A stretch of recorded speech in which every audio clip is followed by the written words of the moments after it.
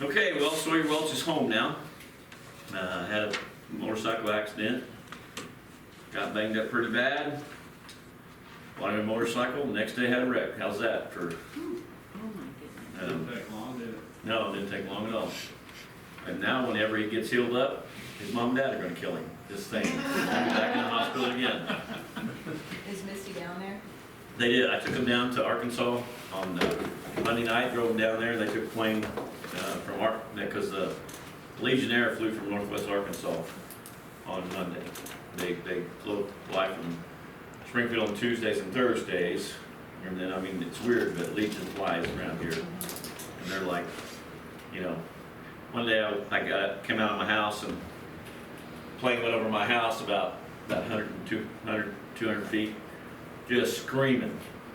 And it was Legionnaire because it was that close I could read it. Anyway, went back to the airport and that plane had lost an engine. And they were flying hard trying to get back to Springfield. And I told them, I said, I'm in on the Legion. If anybody can fly with one engine, I'm good. Those guys, man, they were good because you could tell they were flighting it hard, and they pulled that plane back and landed. So I'm good with them. I mean, I get the logic part, you know what I mean? It's illogical in some ways. Where Sawyer broke his legs? On by his knee. They say fractured knee, and then I heard tibia. Well, I heard it was a tibia, then a woman called me and she said, no, it was his kneecap, Okay. but she called it the tibia, of course the kneecap's not. Is it pallium in it? What does it start with a P, doesn't it? Patella. Patella. Well, Elizabeth said patella, but it could be, but you know. No, first time I was told it was tibia. That's what I was told. First I heard it was a fracture in the knee, then I heard tibia, and then I First heard, here tibia would be fracture in the knee also. yeah. When Barbara broke her knee, it was actually the tibia that was cracked. Mm. Part of the knee. But he hasn't had I mean, he's pretty banged up. We were driving down to Arkansas, and he kept calling him and asking the same question over and over again, you know, you're not mad, are you? Blah, blah, blah. And then he'd, Yes. 20, 30 minutes later, he'd call again, and he'd say the same thing. In other words, he didn't remember he was calling him. You know, which is, he was just Got him not. on some pain meds. I'm telling you, Pain meds. well, he got clocked, man. His face, he got hit hard. Good thing he had a helmet on. I think that if he hadn't had a helmet on, he'd probably been dead. Because he hit his head pretty hard. And another car hit him, was that what? Yeah, pulled out in front of him, hit the car. I mean, the car pulled out in front of him. He hit it, and then he got thrown. Oh, yeah. That's not hard to do. No. That's not- I mean, motorcycles are hard to see. They are hard to Especially see. if they come out of the shadow or something, you just don't see them. It is, they're hard to see, period. And, you know, the guy told me, he said, whatever you do, he said, drive like you're invisible and you'll be all right. In other words, don't expect everybody to pull out in front of you. But anytime you get a street bike that's really heavy, you can't stop them. You think you can, but you can't. They go. No, they're making it illegal to drive without a helmet now. In Missouri, yeah, I heard that. Yeah, if you're 26 or over, isn't that what it is? So the police got a judge if you're 26 when they pull you over. They don't- And a lot of what it is, Isn't they that are. crazy? That is crazy. I heard he had on a cap helmet, he didn't really have on the heavy helmet. Okay. Is that right? I don't know. That's what this woman told me to call. I don't know how to do it. She was bad as I do.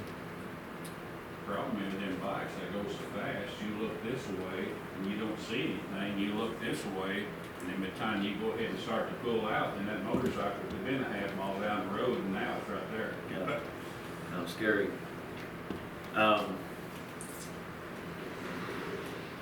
Carrie's been really sick. She had a baby. She's got high blood pressure and also has infections. And so keep her in your prayers. I guess Nicholas Palmer's doing well. Got shook up okay. Steve Owens had a heart attack Friday while in Florida. Haven't heard any more about that. How he's doing or anything. But that's the second one he's had. I didn't know that. Yeah, he's had another one. He had another one earlier. I mean, like 5 years ago, something like that. He said his dad, didn't his dad die of a heart attack? I didn't know his name. I think his dad died of a heart attack. Okay. Anything else?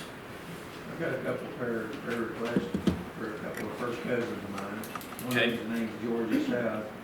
She's in the hospital with 3 broken toes and a broken pelvic. And then another cousin of mine, Daryl Hawes, he's just had bypass surgery Monday. They did 5 bypasses on him.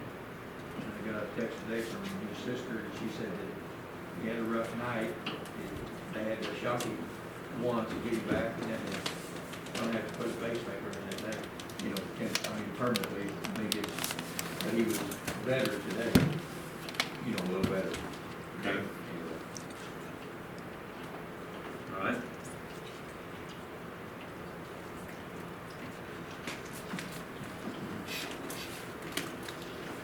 Did you get those?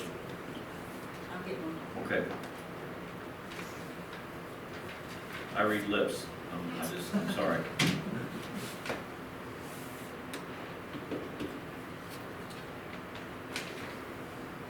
Anything else?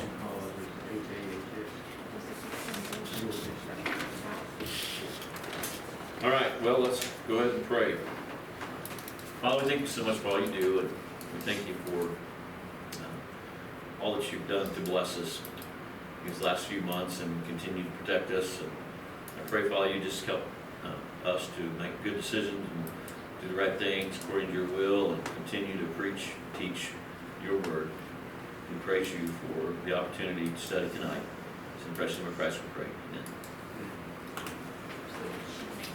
David, I have no more. Tina hasn't said anything to you, and I don't know if she was on her list yet, but her mom had like convulsions, and she went and had an MRI done, and they found lesions on her brain that are cancerous. That's probably spreading from somewhere else in her body. Okay. So we're doing tests I think tomorrow, trying to find the cancer, and they don't. The doctor says this is Where does her mom live at? Houston, Missouri. Okay. Yeah. So she has MS, but it's not MS lesions. Okay. Possible cancer then. Okay. All right. What else? Anything? Got some more campers going up tomorrow.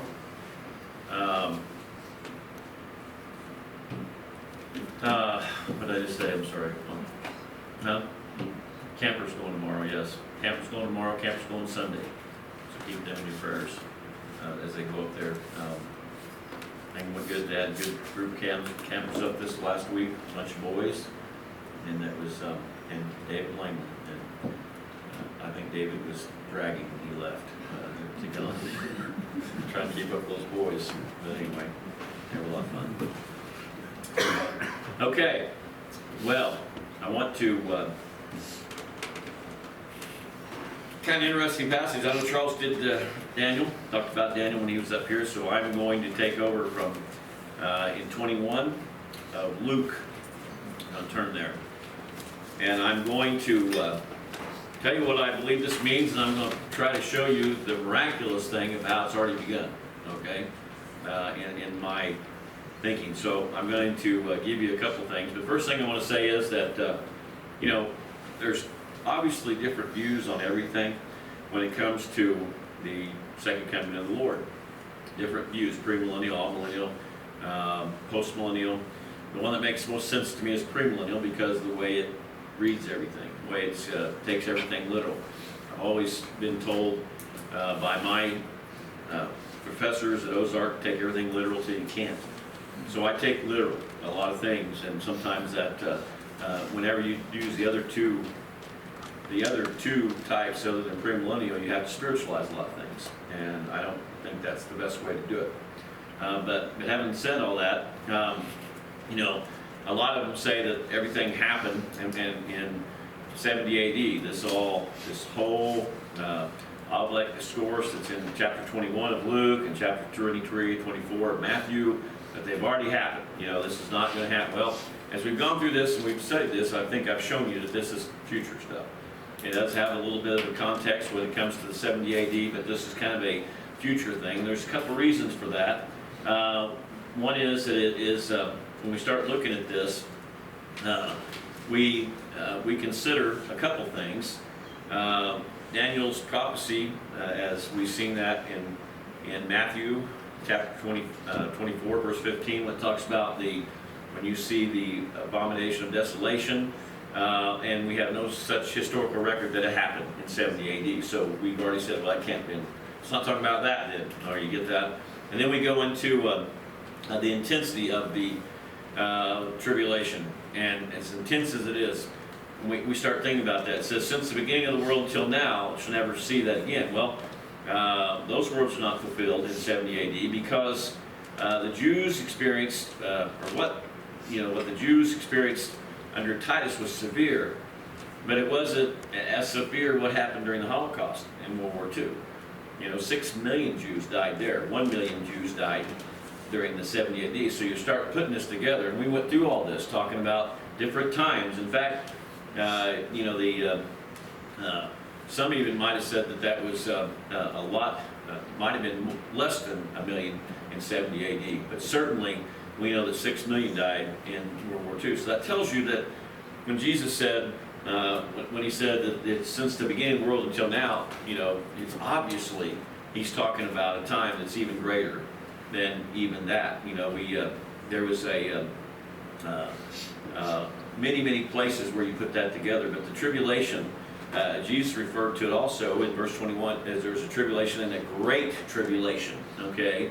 For there will be a great tribulation, such as not occurred since the beginning of the world until now, nor ever shall. So you get this point where you understand that it's inescapable, that this is not just talking about 70 AD, okay? The severity of it, the great tribulation, there was no, it says that, it says in the great tribulation that he was talking about was going to be so severe that unless this was cut short, that no one survived. Remember that? We looked at prophecy as well. Well, I'll just tell you that this was one of those situations where, obviously, he's not talking about 70 AD. He said no one survives in that way.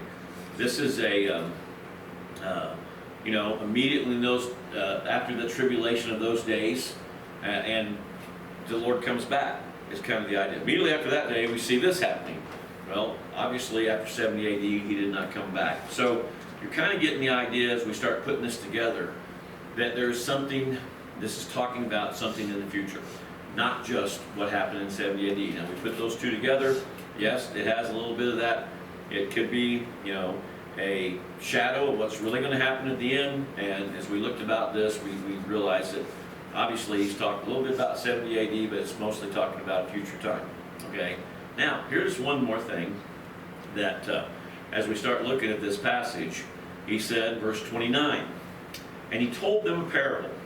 Behold, the fig tree and all the trees, as soon as they put forth leaves, you see it and know for yourselves that summer is near. Even so to you, when you see the things happening, recognize that the kingdom of God is near. Truly, I say to you, this generation will not pass away until these things take place. Heaven and earth will pass away, but my words will not pass away. Be on your guards, that your hearts may not be weighed down in dispensation and drunkenness and worries of life, and that day come on you suddenly like a trap, for it will come upon all those who dwell on the face of the earth.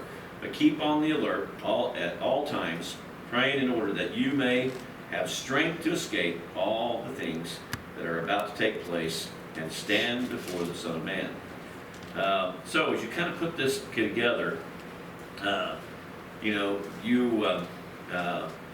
start understanding that this is talking about something different, something more than just what happened in 70 AD. A lot of them are thinking about when you see these things are obviously happening, then you need to get ready to go. This is kind of that idea. But this I believe is talking about a couple things. This is the fig tree that's blossoming here. It's pretty much showing to us that there is and Israel has been known as a fig tree a lot. And you kind of put that. a lot of people believe this is talking about when Israel became a nation, 1948. That's the fig tree that blossomed. Remember in Matthew, before that, Jesus walks into town. What happens to the fig tree when he sees it having fig on it? Anyone remember? He cursed it. Yeah, and then the next day he says, when you see that tree blossom, again, kind of thing, be ready because things are going to happen. All right? So, I want to kind of talk a little bit to this idea as we go through this. This is there's symbolic meaning to this fig tree, okay? And it is watch it, get ready, this is going to happen. Now, I believe the setting aside of Israel happened in 70 AD. It certainly happened then because they were dispersed everywhere. And I want to kind of give you a little bit of a history of this, okay? Shortly before the time of Jesus, in the late 1st century BC, this guy named Strabo stated this. He said, you can't go anywhere in the world. You got to think about this. You can't go anywhere in the civilized world without encountering a Jew. That's an interesting statement. That was before Christ showed up. And how did that happen, by the way? How would there be that kind of situation where they could go about anywhere and find a Jew? Remember, whenever you get to Paul, where does he go? He goes to the synagogues first, doesn't he?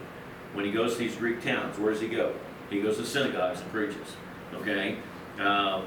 This is interesting to me because the Jews are already dispersed. Okay? A lot of them were dispersed at this time. By the time of Jesus, the 1st century AD, scholars estimate the majority of the Jewish people were living in dispersal. Majority of them. There were some in Jerusalem, but most of them were living out, And, you got the 40% of Alexandria down in Alexandria, which is in Africa. 40% of them were Jews in that city during that time. Okay, that's one of the places where they hang out. It's because it was a safe haven for them.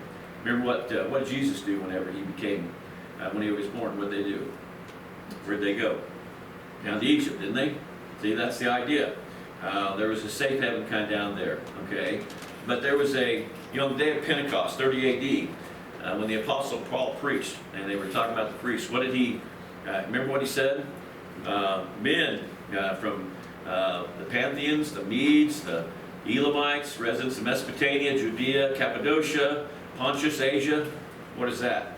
Jews from all over the place. You see that? They came from all over the place. Pergamia, Egypt, the districts of Libya, around Cyrene. All those people were visitors. There was even visitors from Rome. All these were Jews and proselytes coming for the day of Pentecost. Okay, you get the idea? They're from all over the place. Jews were everywhere. Okay, and so in the New Testament you can find references to the dispersal among the Greeks all over the place. The book of James, what does it say? I'm going to write this to the 12 tribes, what? Who are dispersed abroad. That's what James said. So there's Jews all over the place, okay? James 1, as he's 1:1, Peter, first epistle, addressed them this way. To those who reside as aliens, scattered throughout Pontus and Galatia and Cappadocia. In other words, what I'm trying to show you is that there has been a dispersal of the Jews all over the place. I mean, by the time you read in the New Testament, you see that Jews were everywhere.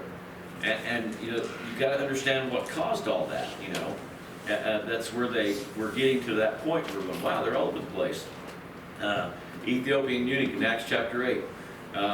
He was a black Jew from Africa, wasn't he? He comes in there and he becomes a Christian. He's going back home, he gets an encounter with Philip, and he becomes a Christian, okay? And by the way, he went home and began to preach. So there's a lot down there as well. You kind of get the idea? Okay, now, we get down here to the destruction of the Jews by the Romans. I mean, goodness sakes alive, they were all over the place. In 63 BC, Judah became a place for Rome to kind of control. In 6 AD, the kingdom was recognized as a Roman province, okay? Roman rule was very harsh. And ultimately, you know what happened. They destroyed it in 70 AD. Okay? After a standoff of almost 6 months, they destroyed Jerusalem in 70 AD, okay? And they breached the walls, they systematically destroyed the city. In the process, they slaughtered thousands and thousands of the inhabitants that were there. And, you know, a great tragedy, no doubt, but it didn't quell the rebellious spirit of the Jews. In fact, 52 years later, they rose up in rebellion again, okay? And they organized another guerrilla campaign that lasted 3 years as they tried to get Rome again. This is right history, okay? That was the last straw for the Roman government, though. At that time, they went in there, and 580,000 Jews were killed during that time, okay? The 50 fortified towns, 985 villages were razed to the ground. They literally destroyed it. If they were not killed, the Romans sold them for slavery. So they were dispersed, is my point, out of Israel. Only just a few got to stay that was there. But you start getting the idea that they were all over the place. In fact, they even changed the name of Jerusalem at that point. They changed everything because they were tired of the Jews. All right. Now, the Jewish historian Josephus, when he was writing near the end of the first century, said this: "There is no city, no tribe, whether Greek or barbarian, in which Jewish law and Jewish customs have not taken root." I think it's an interesting statement that the Jewish laws, when the Jews went there, they showed the law. They began the Jewish law and the Jewish customs that were there. And by the end of the Middle Ages, which is about 400 to 1400 AD, there were 4 identifiable Jewish groups in the world. Okay, one was the Ashkenaz Jews, Central Europe Jews. There was the sporadic Jews, which are the Iberian Peninsula, Portugal, and Spain. Those were Jews in Spain. Okay, we'll talk about them in a minute. There was another Mazrah Jews of Persia. Okay, and then there was the Anisim Jews, which was consisted of those who were compelled to be converted to either Christianity or Islam. In other words, they were all, you're either going to be a Christian or you're going to be in Islam or you're going to die. That was the idea that came. Okay, and each of these groups, in their isolation from all of the years, developed a distinct form of dress, worship, and language. Okay, what are some of the languages that you guys know about that the Jews spoke whenever they went to other places? Anybody know? Huh? No? Let me give you a word, Yiddish. Yiddish. You heard that word? You ever heard Yiddish?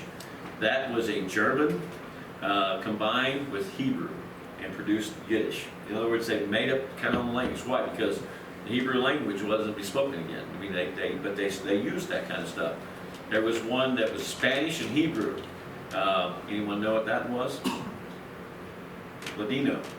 Okay, that was one that they began to speak in that way. There was, they kind of went all over the place in that way. Now, as far as some of these Jews go, they were, obviously everywhere they went, they were getting dominated by everybody they went to. But there was, during the 19th century, the Jews' dispersal began to mitigate in significant numbers to the Western Hemisphere, including South America. In 1840 and 1939, the Jewish population in North and South America increased from 1.1% of the world's Jews to 33%. Okay. During that same period of time, worldwide Jewry increased from 4.5 million to 16.7 million. Okay. The Nazi Holocaust resulted in the death of 6 million Jews. Okay, including 1.5 million children. That reduced the worldwide population of Jews.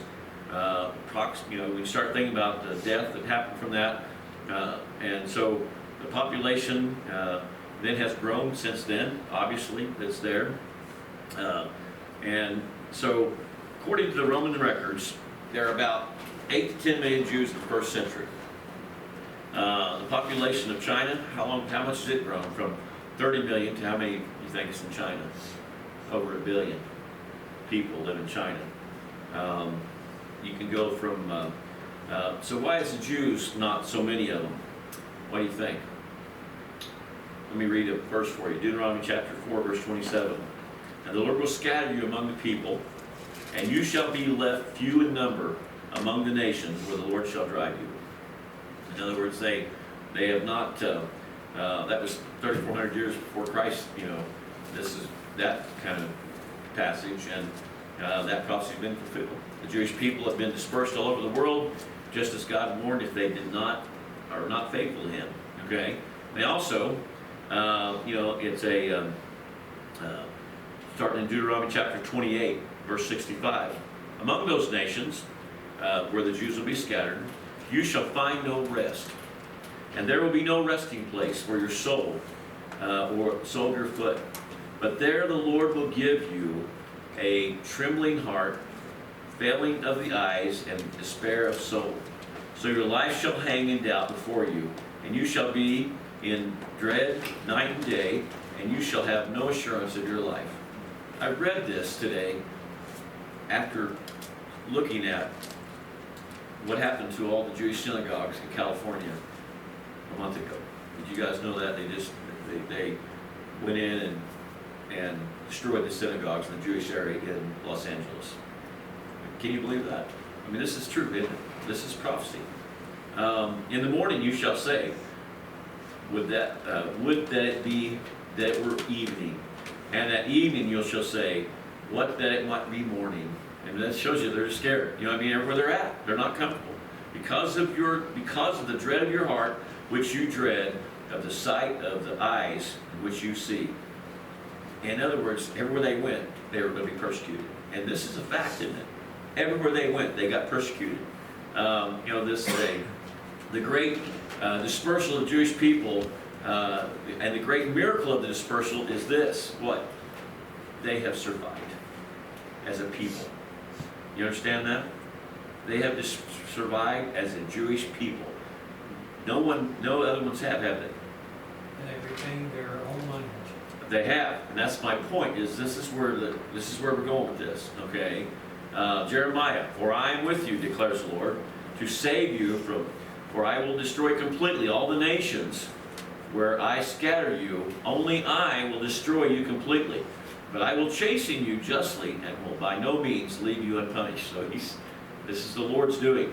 Okay, and one of the greatest examples of God's continuous love for the Jewish people can be found in a very, very important prophetic development of the 20th century. Okay, just think about the amazing events that we get to witness because we've lived to this length of time. Okay, Habakkuk chapter 1, verse 5. Now this is from a prophet. Look among the nations, observe, be astonished, wonder, because I'm doing something in your day you would not believe if I told you. It says that you would not believe if you were told. Okay, what I'm going to tell you is things that you would not believe unless I told you. Are you with me? I'm going to tell you some things that you will not believe unless I told you. And the 20th century was full of momentous events that no one could foresee. Even in 1900, people were wondering what this is all about. Okay, in that way. But looking back on the centuries, what do you consider would be the most important biblical, from a biblical perspective? What do you think is one of the most important things happened in the world since, let's say, since 1900? I said Israel becoming a nation in 1948. And that's true. We might say, well, World War I, World War II is pretty big. Trying to say it that way. The Great Depression, kind of big deal. A lot of people talk about that. Collapse of communism, reunification of Europe, resurgence of Islam. But the thing that happened is, from a biblical perspective, is Israel becoming a nation. Okay, very, very relevant. Okay, now the regathering of the Jewish people is a miracle. All right, now Jeremiah 16 says this: Therefore, behold, days are coming, declares the Lord, when it will no longer be said, as the Lord lives, who brought the sons of Israel out of the land of Egypt. Now think about that. When was that? When did that happen? Behold, what? Passover. Remember that? They celebrate the Passover all the time. Why? Because that's when God brought them out of Egypt. That's what it says there. As the Lord lives, who brought up the sons of Israel out of Egypt. But as the Lord lives, who brought the sons of Israel from the lands of the north and all the countries where he had banished them, for I will restore them to their own land, which I gave their forefathers. You hear that? He's talking about from all over the place now. He's going to bring them in. That's what they're going to be saying, okay? That same prophecy is repeated in Jeremiah chapter 23, verses 7 and 8, okay? And you can't really appreciate that unless you know something about Judaism, okay? One of the events that the Jews, I believe, thinkers, is a greater miracle in their history than deliverance from the Egyptian captivity under Moses is the fact that they got their land back, okay? That they got their nation back, okay? It is now, this regathering from the four corners of the earth, that event really began in the 1890s, began to be something big, okay? And it was, and it continues even today.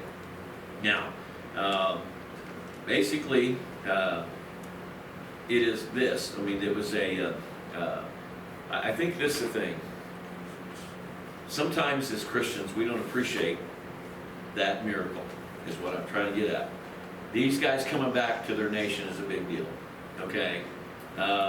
Isaiah chapter 11 says this, then in that day, the nation will restore the root of Jesse, who will stand as a signal of the peoples. Then it will happen on that day, the Lord will again recover a second time with his hand a remnant of his people who will remain from Asia, Egypt, Pathros, Kurs, Elam, Shinar, Amoth, and from the islands of the sea. Who's that? Who's the islands of the sea, Charles? And that's the peoples, all the peoples, everybody, right? I mean, that's kind of what it means. It's that way. And he will lift up a standard of the nations and assemble the banished ones of Israel, and will gather the dispersed of Judah from the four corners of the earth. Okay? And bottom line, this is a second regathering of God's people. Okay? And this is the miracle we're talking about. It says from the islands of the sea, it is it basically is the whole world, is what that means. The islands of the sea are the whole world in that way. And he's going to bring them back. The third prophecy is found in Ezekiel 37. It talks about the dry bones. It says, then he said to them, Son of man, these bones are the whole house of Israel. Behold, thus saith the Lord, our bones are dried up, and our hopes are perished. We will be completely cut off. Therefore the prophecies, and say to them, thus saith the Lord God, behold, I will open the graves and cause you to come up out of your graves, my people, and I will bring you into the land of Israel. Okay? Very symbolic here, but it is happening. It's what it's talking about. Okay? So, this is, later in that chapter he says, say to them, thus saith the Lord, behold, I will take the sons of Israel from among the nations where they have gone, and I will gather them from every side and bring them to their own land. And I will make them one nation and one land on the mountains of Israel, and one king will be king for all of them, and they will no longer be two nations and no longer be a divided kingdom. Remember that? They were a divided kingdom during this time. They had both kings in that way. So, bottom line is that he's regathering them from the nation. That's the context of that chapter that's there, okay? And my people is talking about his people there, okay? Now, one of the fulfillment of this prophecy was a guy named Herzl. In the 19th century, he was a Hungarian Jew, and he was a Vietnamese journalist. I mean, that's kind of where he was at, but he was Jewish. But remember the Dreyfus affair? Anyone remember that? When I say that word, do you understand? Remember that? It was Dreyfus was a French artillery officer who was Jewish, and he was falsely accused of treason. And whenever he was falsely accused, the whole place went anti-Semitic. You know what I mean? We have anti-Semitism in our country now, today, don't we? It's unbelievable, but this was one thing. Whenever this guy got accused, the place went crazy. Read it. But anyway, this guy, he wrote a book about this thing, became widely, pretty, I mean, you guys can find the book, in that way. But when the accusation of treason was levied against Dreyfus, the press jumped on the bandwagon and decided that to spotlight the case, prove that it was not just Dreyfus, but it was really the Jews that caused all this, okay? And so they all began to beat up the Jews, okay? Now Herzl was sent to Paris to cover the trial for his newspaper, but when he arrived, he was shocked because when he got there, guess what they were saying in Paris? Death to the Jews. That's exactly what they were saying in LA a month ago. Just saying. Isn't that unbelievable? See, we don't know about this stuff. But anyway, he suddenly experienced an epiphany. He's saying, you know what? We got to get out of here. I mean, this is what he had this thought. I've got to get out of here. Okay. So he began to work this out. Okay. Now, during his conference, Herzl wrote in his diary, he expected the Jewish state to come into existence within 50 years. That's what he wrote. Okay. The statement proved to be prophetic because when the United Nations voted 50 years later, guess what? That Israel could be a nation. The Jewish people would have that. Okay, so this is kind of where we're talking about. But, what motivated them to come? Even in the 1900s, they didn't start coming. I mean, some did, but it wasn't really big, okay?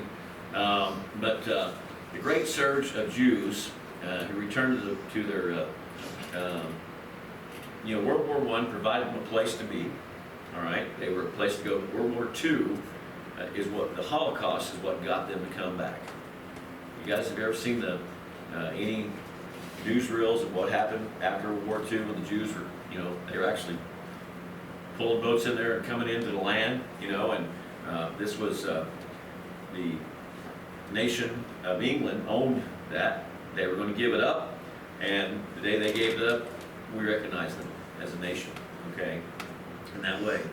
But after the Holocaust, this is what the Jews said: never again. I just happened to see something about the Holocaust not too long ago, and there's a Holocaust museum in Germany, and you go over there and there's a room of shoes where all the shoes were taken. You go and look in this other room and it's a room of clothes. You go to another room, it's a room full of shaving equipment and hairbrushes and all that the Germans took off the Jews. And they said when they left there, never again. See, that's what the Jews did, okay? So there was 40,000 Jews in 1900. By the end of World War II, there were 600,000 Jews. See what I'm saying? They were regathered. They were regathering. The next surge of immigrants came in 1956, the Suez War, and also the 1967 Six-Day War. After the Suez War, Egypt expelled all of the Jews from Egypt, and they went there, okay? The result of that expulsion, 800,000 Jews were forcibly expelled from the Arab nations in the Middle East, okay? They went there. In 1948, there were 851,000 Jews in the Arab nations in the Middle East. 30 years later, in 1978, there's only 31,000 left, okay? So a lot of them went back to Israel at that time. The world's largest population of Jews were where, though, at this time? Anyone know? Soviet Union is where they were at, okay? Russians hated the Jews, but they used them for slaves. They had them in there. Everybody seen the movie Fiddler on the Roof? You ever seen that movie? That was the Jews in Russian Jews, okay, in that way.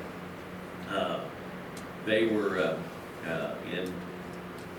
they were this, one day the Jews would come, would be allowed to return to the homeland.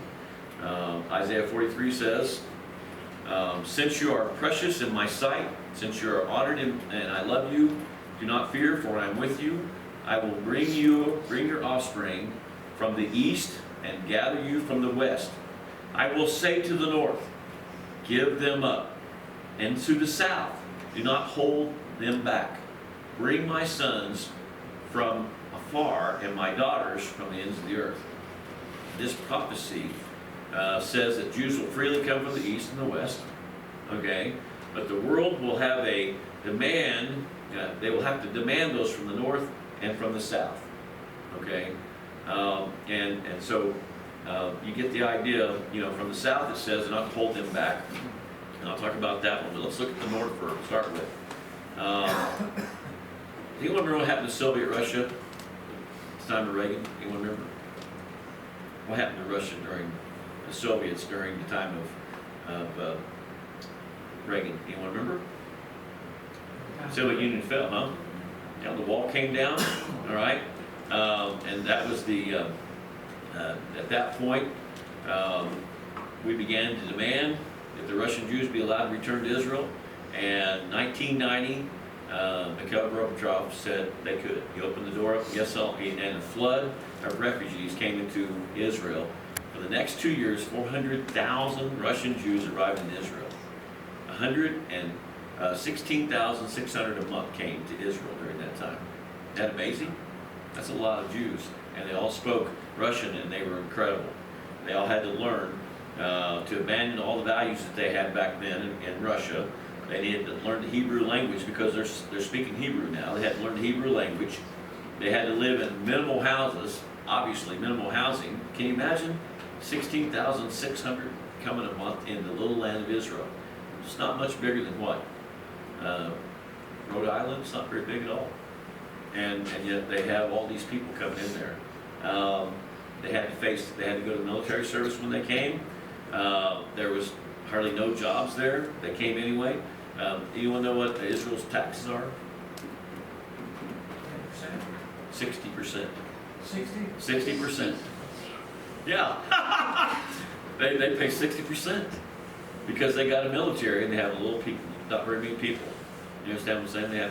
You got to be military service. Women walk around there with M16s. It's a great picture. That way, that's what they do. They all serve in the military. But 60% of their, you know, you would have to know they want to go there in a bad way to pay 60% taxes. You know what I mean? They also, remember, I don't know, I guess last month I heard of a couple of rockets going in, but remember that time they had rockets coming in all the time? Hamas shooting rockets in there all the time? How would you like to live in a place where they shoot rockets at you all the time? You know what I mean? Don't go out in the backyard, it's rocket time, you know. Yet despite these hardships, they came. And then here's another one.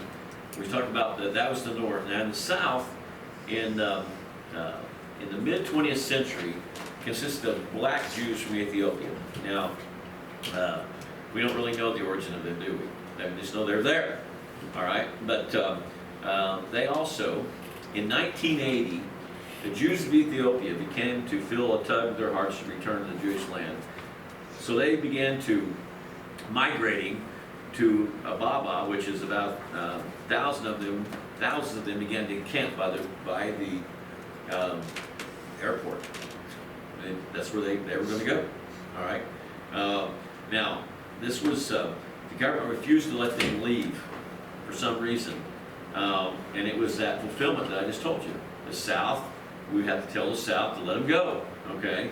Anyway, 1991, as the government began to crumble in this area, in the midst of the Civil War, the United States and Israel intervened, providing bribes to the military leaders, and the government then relented and gave them 48 hours to get these Ethiopian Jews out of the country.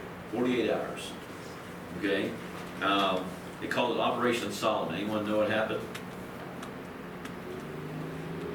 In 36 hours, 14,500 Ethiopian Jews flew to Tel Aviv. I watched them unload. Huh? I watched them unload on TV. 40 flights involving 35 aircraft, just like that. At one point, there were 28 planes in the air at one time. What I'm telling you is things you wouldn't believe unless I told you. Do you understand what I'm telling you? Okay? One Boeing 747, which carries a maximum of us fat Americans, 350 people, all right? They took all the seats out of that Boeing 747, okay? Guess how many they got on that plane? 1,086 passengers. 1,086 Ethiopians, which you can imagine, they weren't very big, they weren't very heavy, but they still got that many on that airplane. That's a record to this day, okay? And 2 babies were born en route in that plane. Two were born. You understand what I'm saying? This is kind of miraculous stuff is what I'm trying to tell you. This was a, behold, I am bringing from the north country. I will gather them from the remote parts of the earth, among them the blind and the lame and the women and the child, and she shows labor, the child, together with the great company, they will return there. They will return here. This is prophecy again, right before our eyes in that way. Okay, now, today there's over, as many Jews that were killed in the Holocaust, we got that and more in Jewish people now in the country. Okay, they regathered back. Okay, now what's the purpose of the regathering? Well, and we saw this in 1948. They became a nation. Okay, that's why they're coming back. It's their nation. That's what I'm trying to tell you. Okay, after World War II, the British, who controlled Palestine, decided to stop the Jewish immigration by sending the ships loaded with the Jewish refugees back to the ports which they embarked in Europe. Okay, the first ship to which this policy applied to was called the Exodus 1947. That was the name of the trip.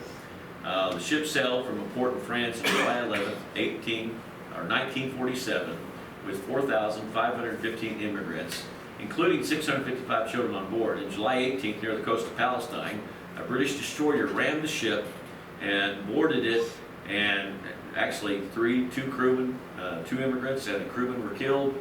30 were wounded. The ship was towed to Haifa, and the immigrants were loaded into a deportation ship bound for France. The French government refused to force them off the boat. Eventually, the British decided to return the immigrants to Germany, but the public opinion, world public opinion, was so bad that the British government had to bring them back to Israel, and that's when this all began. Okay, and I don't know, you guys, I watch have a TV show that's a religious TV show, and they show this about once a month on Sunday night, talking about Harry Truman and him given an opportunity to say that, sign off for them as a nation. It's amazing how the story works, but it's miraculous. So what I'm trying to tell you is, in long story short, is I believe that the budding of that fig tree was what happened in 1948. And that's what he's talking about, okay? It certainly, you look at it, it does have connotations that these things are going to happen soon, but I believe that this is what he's talking about. Now this generation, I'll let you decide that one. What does this generation mean, okay? And you have to decide that. But 1948, if we kind of put that all together, do the math, we're close. Just saying, we're close. All right? Passed. Passed in 1948, that'd be 2018. That'd be 2018, 70 years. Yeah, well, and it could start in 20, yeah, we're already in it then, Or if it goes from the time of Jerusalem, it could be 2037. That's right. There you go. But he's talking like that when it's going to be the generation of 20, whenever they get Jerusalem City. Okay, so, but I believe that. It's one of those two things, and that's where we're at. So. Charles Krauthammer, I don't know if some of you know him or not, he's dead now, but he was a Jew. And I was reading a book that he wrote, and he had one chapter devoted to the Jews. And he said so many Jews have came to Israel now that the rest of the Jews in the world are disappearing at an alarming rate.